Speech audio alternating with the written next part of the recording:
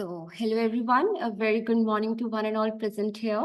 So, firstly, I would like to take a moment to thank Dr. Karimodhini and Dr. Venkatesh Pandey for giving me the opportunity to have a platform here to speak.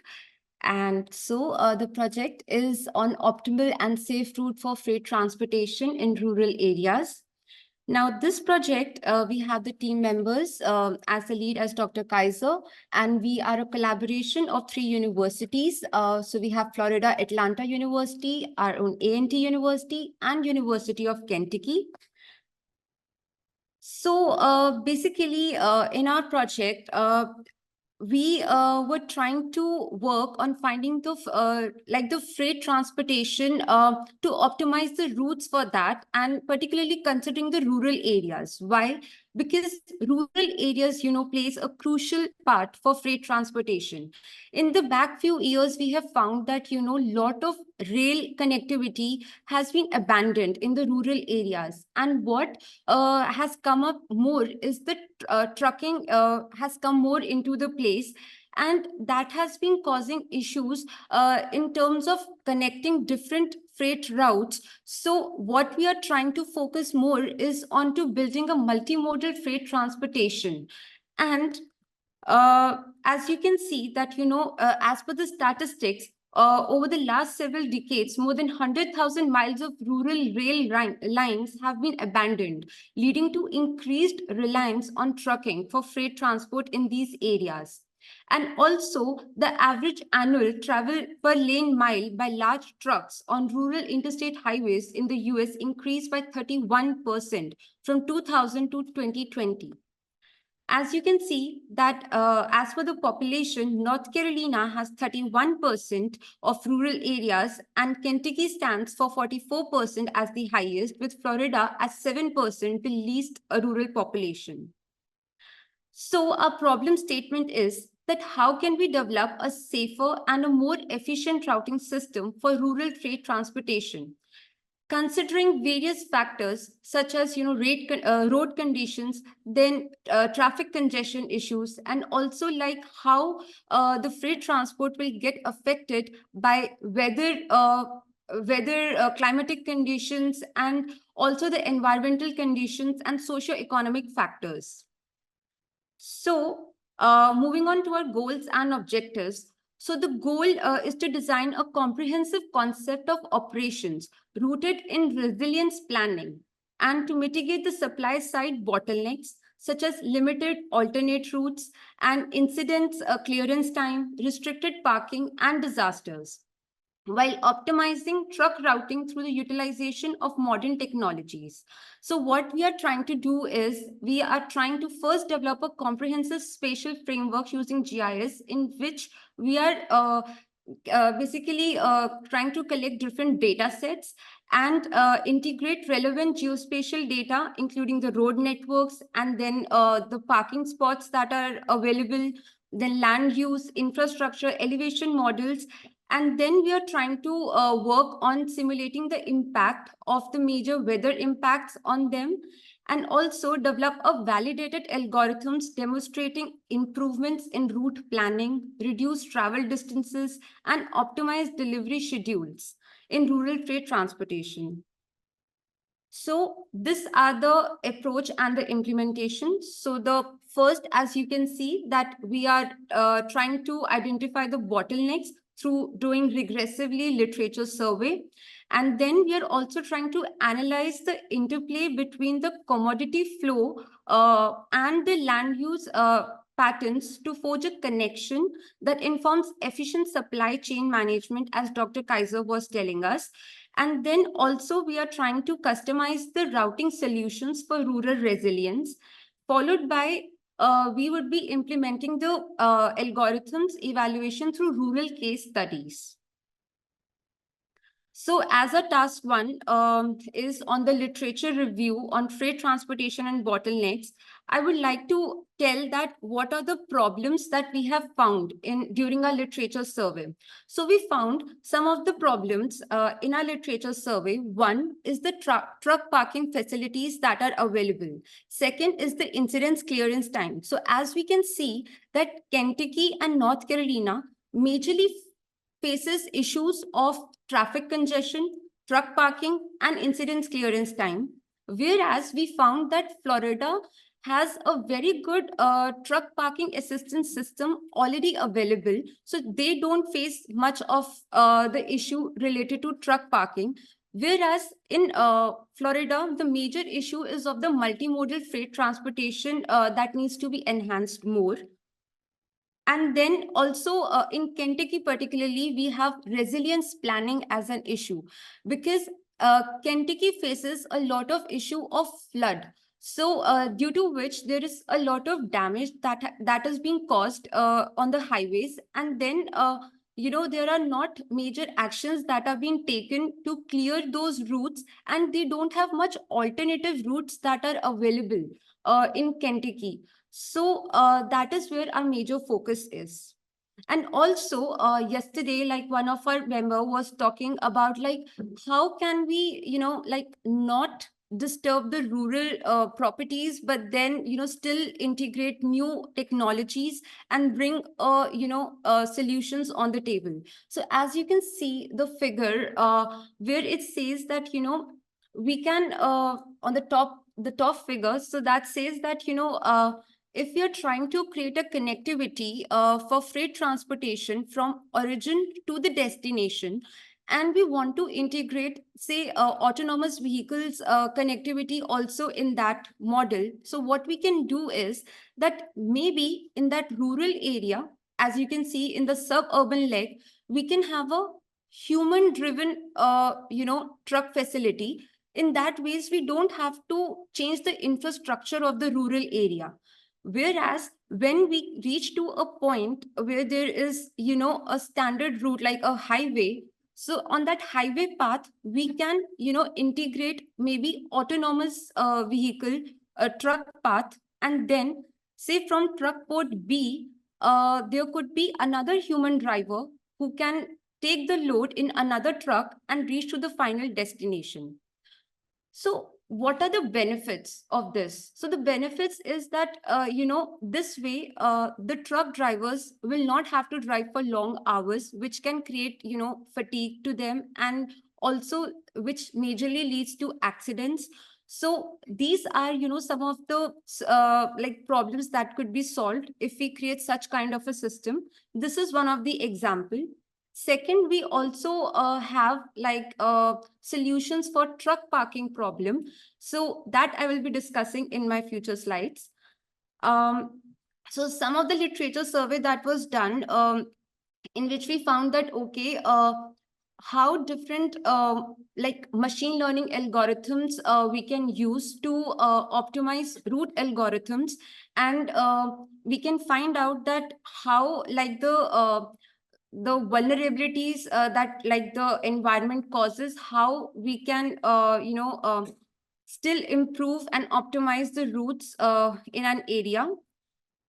And then like our task 2 where it comes into play is that where we have to collect the data sets and perform some spatial analysis.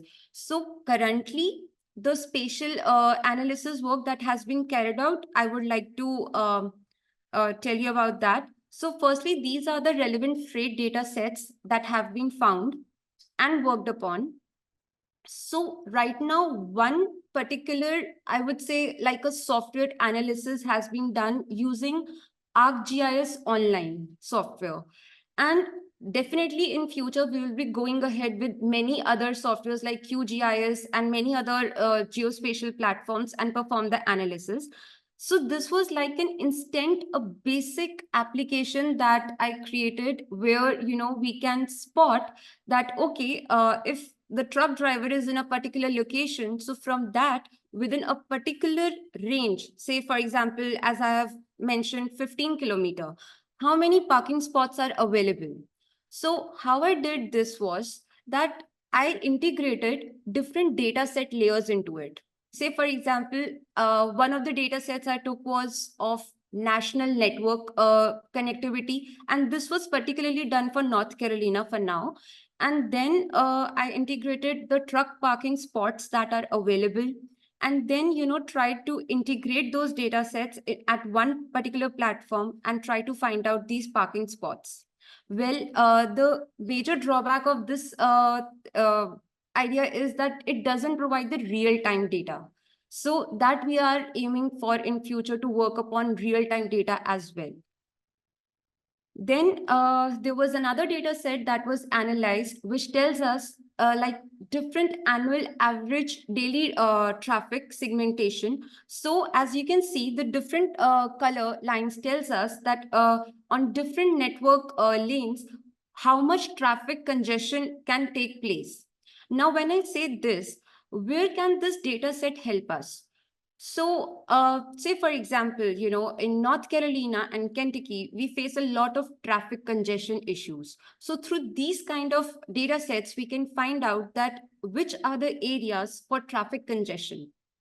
And through that, we can try to find out alternate routes for the freight transportation.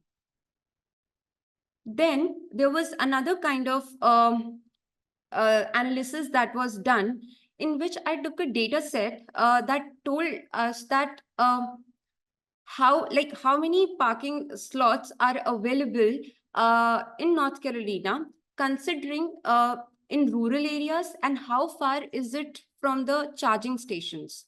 So as you can see, like the truck spaces, it says, and also it tells us that number of the spaces that are available in that particular parking lot, like more than 200 or within 50 to 100 range, that ways. And also I created like the route, like I added stops that, okay, so starting is from Greensboro, then I need to go to Kentucky, then Atlanta.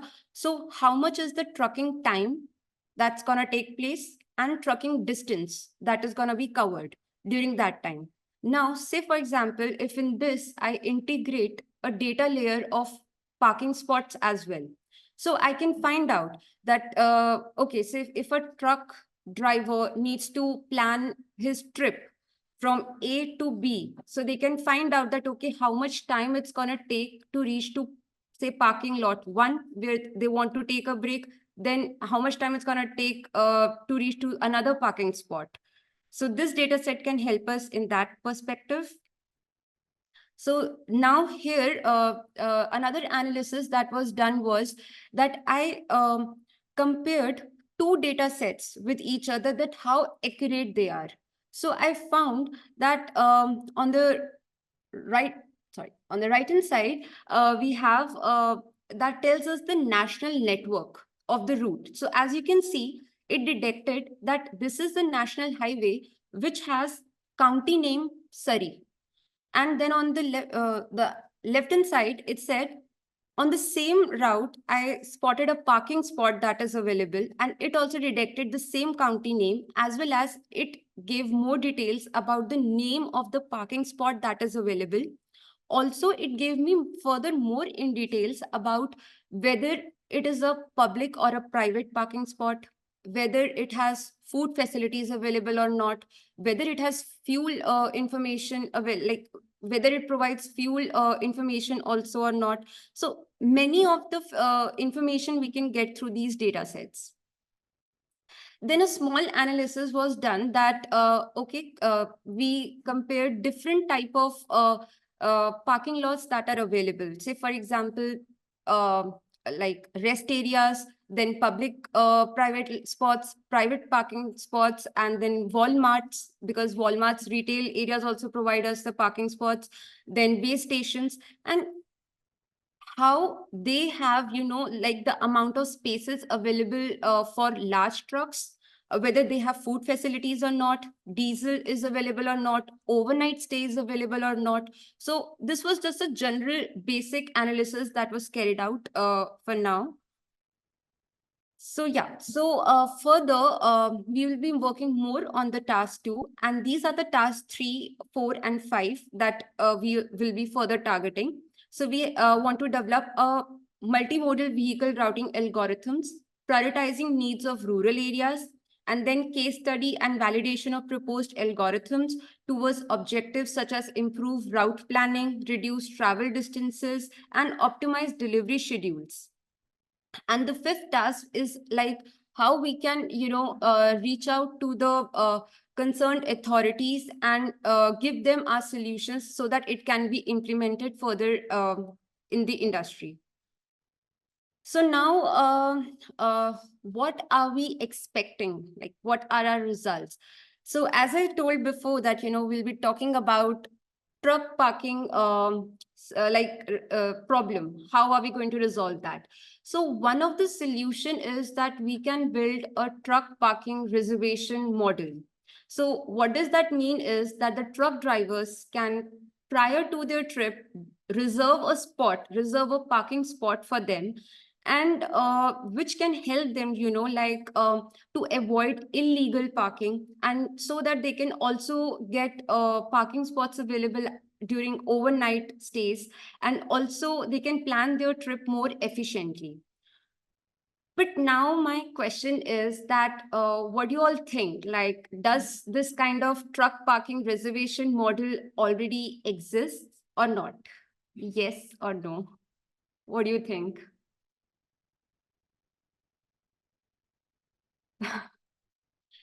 So I would say that it does. So we have some of the examples like Trucker Path, Park My Truck. These are some of the applications, mobile-based applications, which help us provide this kind of truck parking reservation model. So my question is, what are we going to do in that? So the point comes is, the question basically comes is it what is already there in the market, is it efficient enough? Is it that much accurate? The question comes that. And then like as per the research, it was found that most of the truck drivers are not, having faith on these apps, that whether they are accurate enough or not. So they are not like, sure, shall we book through them or not? Because there would be failures in the past. So now my question comes, let's go a bit more deeper. From the user perspective, if I think there is a lack in terms of awareness to the truck drivers. When I say awareness, the question comes is, every city and every state has their own sets of rules and regulations when it comes to parking. So some of the cities, have, for example, that they allow temporary parking on the streets, but some states do not allow that. Some of the, if I talk about retail parking, say, for example, Walmart, Kmart, these stores, they allow. In that case also, some of the Walmarts allow the permit for the drivers to have overnight stay, but not all Walmarts allow that. So the question comes is that, are these truck drivers actually aware about it? I doubt. So that is where the issue comes, is that, they are not aware where to exactly park their vehicles. So what we are trying to bring into play is that when we create a, say, mobile-based application, we bring all of these things into one place.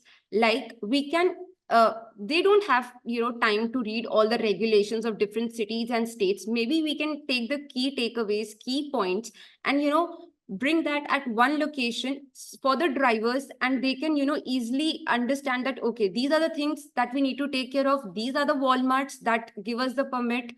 So, this way, that application can become more effective and efficient.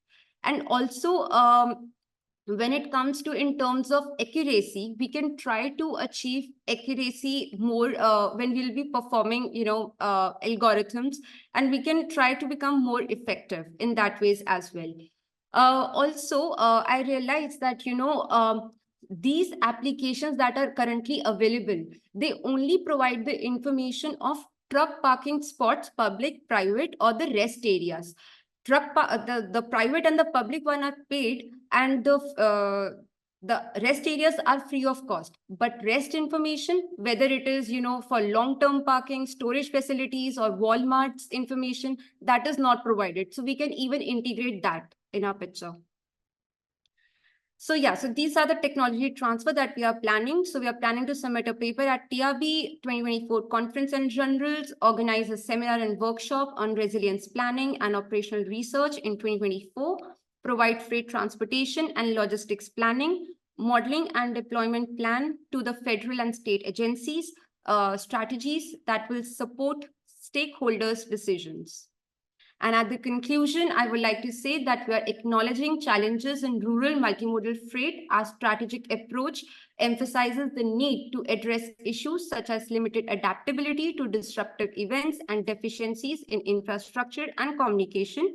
By doing so, we aim to implement targeted solutions that enhance the effectiveness and efficiency of transportation in rural areas, ensuring smoother logistics and improved connectivity. Thank you so much.